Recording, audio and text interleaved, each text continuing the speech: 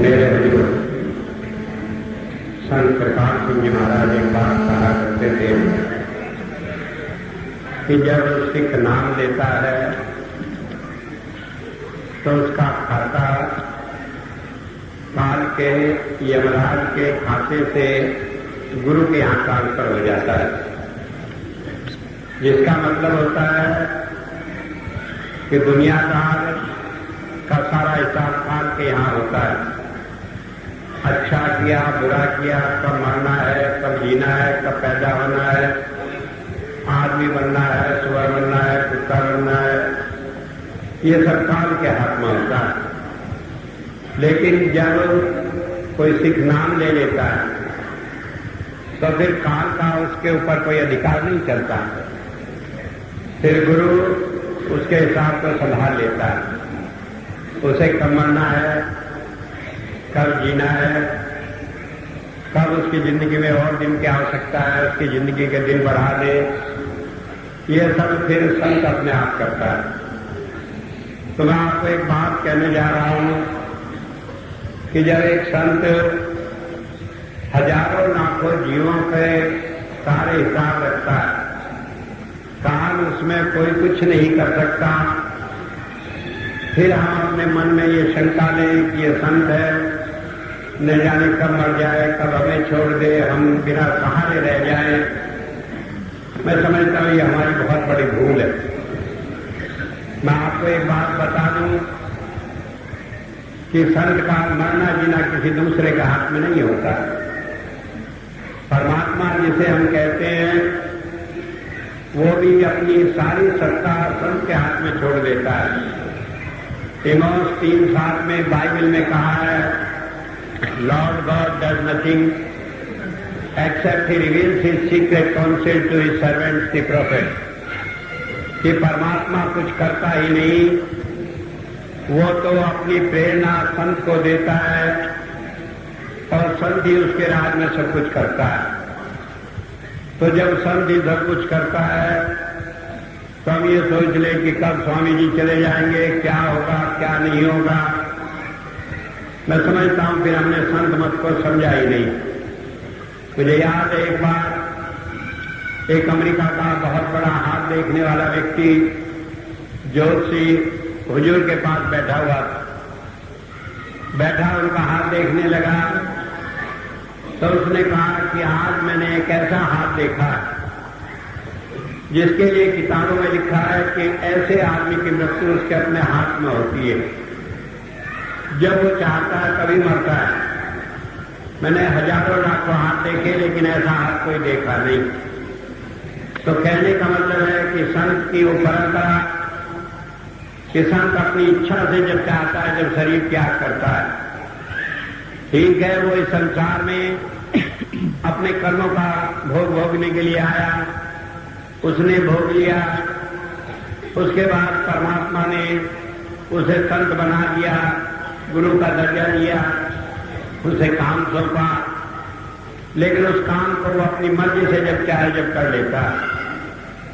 मुझे याद है जब मैंने इस काम को शुरू किया 1976 का, जिन किन्हीं लोगों के पास सत्संदेश होगा, उसमें मैंने लिखा था कि 5 लाख आदमियों को मुझे नाम देना है।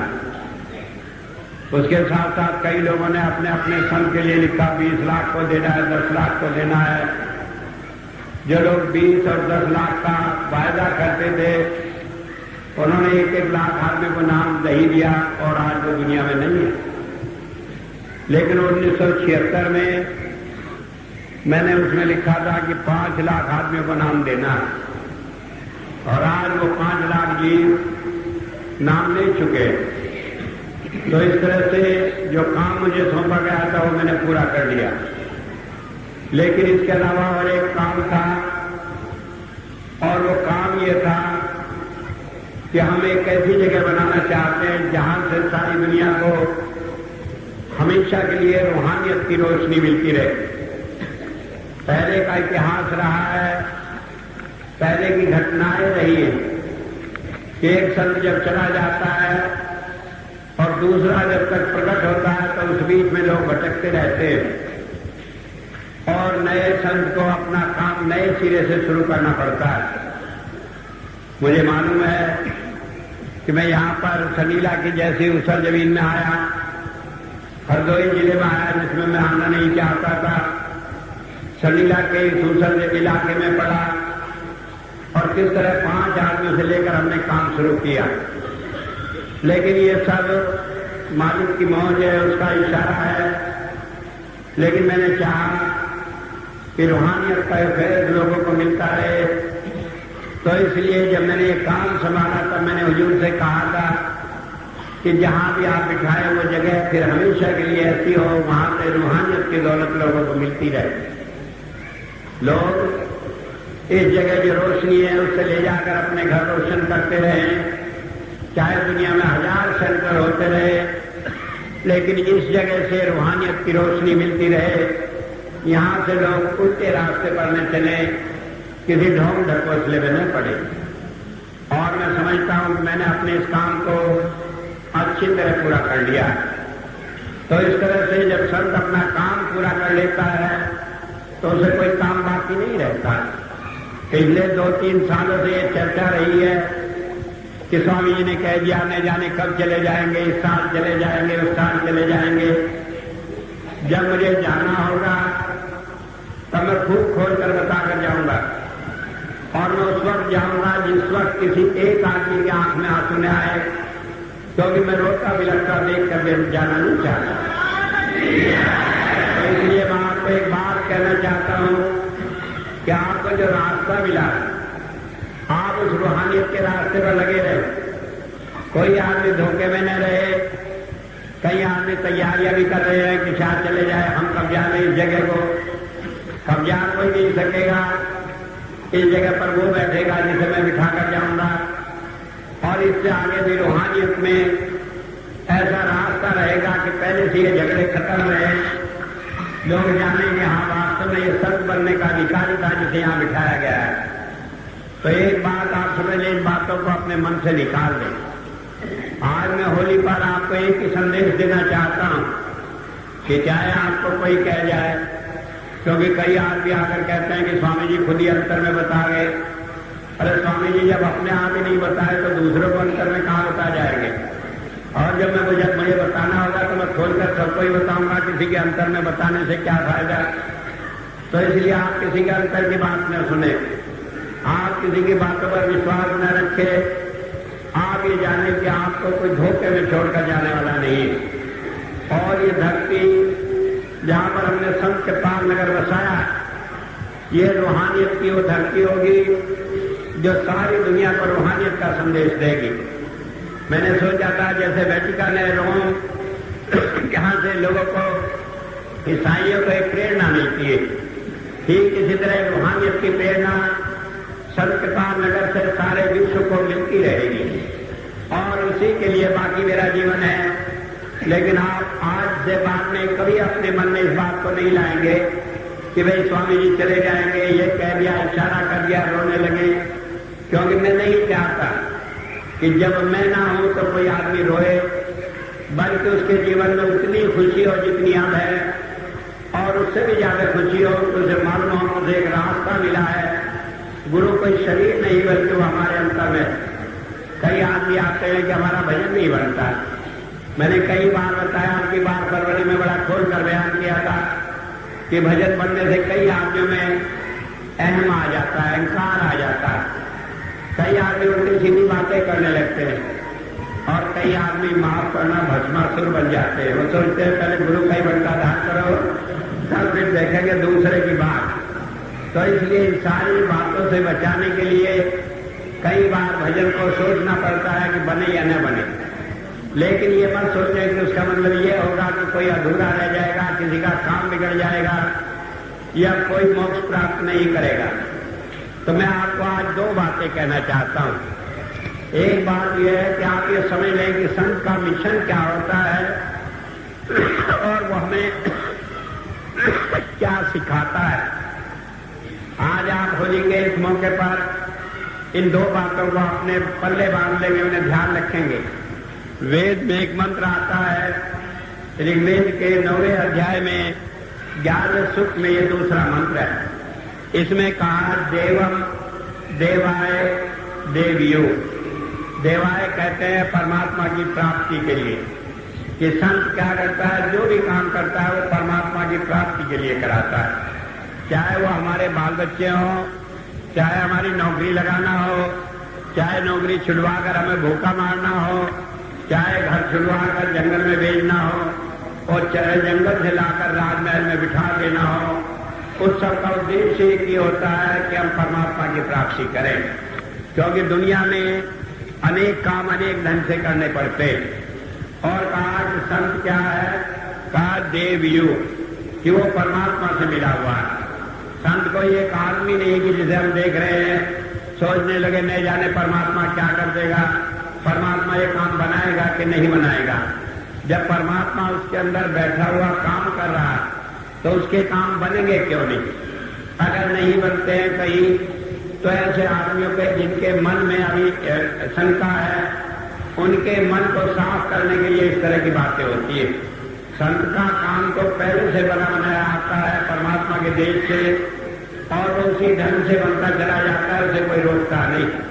मुझे याद है एक बार 1974 में हुजूर संत कृपाल सिंह जी महाराज ने एक सम्मेलन किया, संघ धर्म सम्मेलन, और दिल्ली में अब इसके तैयारी में एक दफे लोगों को बुलाया और हुजूर कहने लगे देखो भाई ये सम्मेलन होना है, इतने कार्यकर्ता चाहिएंगे, इतना पैसा चाहिएगा। लोग चुप हो गए, कहने लगे तुम मत ये सोचना कि तुम्हें ये काम करना है, काम तो हुआ पड़ा है, खाली तुम्हें तो श्रेय मिलना है, बहाना है जिससे तुम्हारा भी इसमें नाम जुड़ जाए, बाकी सारा काम तो परमात्मा ने पहले से किया हुआ है। तो मैं बता दूं कि जिस दिन मैंने यहाँ संत कृपाल नगर की नींव रखी, यहाँ पर एक एक फीट रेल उड़ती थी, बरसात हुई थी, कीचड़ में आदमी धर जाता था, और उस वक्त कोई कल्पना भी नहीं कर सकता था कि यहाँ पर कभी ऐसा केंद्र बनेगा। और मैं ये भी आपको बता दूं कि आज से कुछ सालों बाद लोग आज जब देखेंगे संत कृपाल नगर की हालत, कहेंगे हमने कभी सोचा नहीं था कि इस तरह का आध्यात्मिक केंद्र कभी यहाँ पर होगा। आज भी वो लोग जो सोचते थे हम भिख मंगे हैं, हमारे घर बार नहीं, हम जंगल में आ पड़े हैं, हमारा कोई सहारा नहीं, अब वो जानते हैं कि आश्रम का क्या मायने हैं, कि दुनिया के आदमी यहाँ से आकर रूहानियत की दौलत लेते। आज मुझे याद है इस धरती पर जिस पर हम बैठे हैं, यहाँ की मिट्टी को कई देशों में लोग अपने यहाँ रखते हैं और उसे मत्था नवाते हैं। अस्थियों को लाकर यहाँ विसर्जित करके सोचते हैं कि इस धरती में उनकी हड्डियां मिल जाने से उन्हें कल्याण हो गया, उनका छुटकारा हो गया। तो मैं ये बताने जा रहा हूँ कि संत कृपाल नगर कोई नगर नहीं है, बल्कि एक आध्यात्मिक केंद्र है। ये वो जगह है जो स्वर्ग से दुर्लभ है, जो इस संसार में लोगों को रहने के लिए रूहानियत का संदेश देने के लिए है। और कारण क्या है कि यहाँ पर हुजूर की दया से, उनके हुक्म से ये काम शुरू किया गया, सारी दुनिया को मालूम है। और जो आदमी काम कर रहा है वो हुजूर से कोई अलग नहीं है। कई आदमी कई बार सोचते हैं कि संत कृपाल सिंह जी महाराज के अब स्वामी जी हैं, वो ऐसे थे ये वैसे। एक बात तो समझ लें, कृपाल में और दिव्यानंद में कोई फर्क नहीं, चाहे दुनिया फर्क समझे। कभी कभी मैं फर्क इसलिए कह देता हूं कि लोग जब आलोचना करते मैं सोचता हूं मेरी कर लें, बाकी और किसी काम में कोई फर्क नहीं।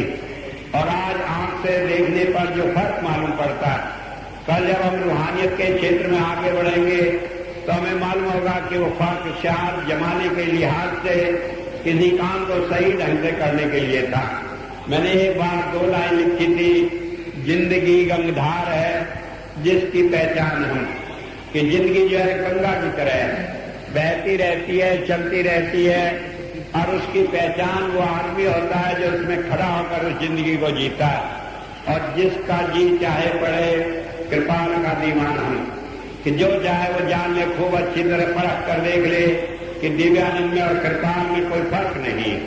तो इसलिए मैं आपको एक बात कह दूं, कोई उसे दिव्यानंद कह ले, कृपाल कह ले, किसी भी नाम से कह ले, या जो भी इस बात में आकर यहाँ पर बैठेगा, काम करेगा, उसमें और कृपाल में कोई फर्क नहीं होगा।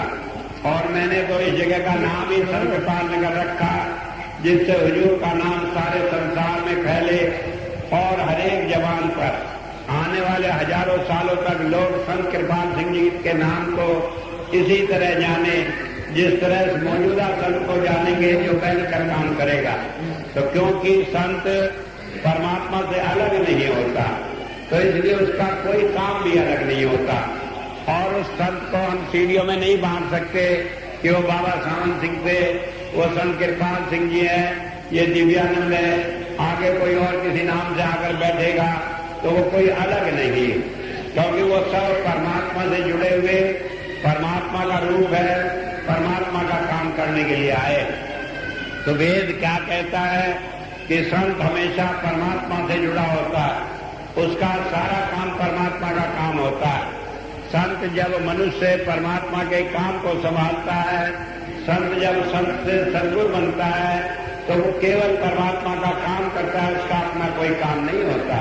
वो अपने सारे चीजों को जिसमें उसका मन जुड़ा हो, जिसमें उसका नाम जुड़ा हो, उन्हें समेट कर परमात्मा के नाम में ही समा देता है। तो इसलिए संत में और परमात्मा में कोई भेद नहीं।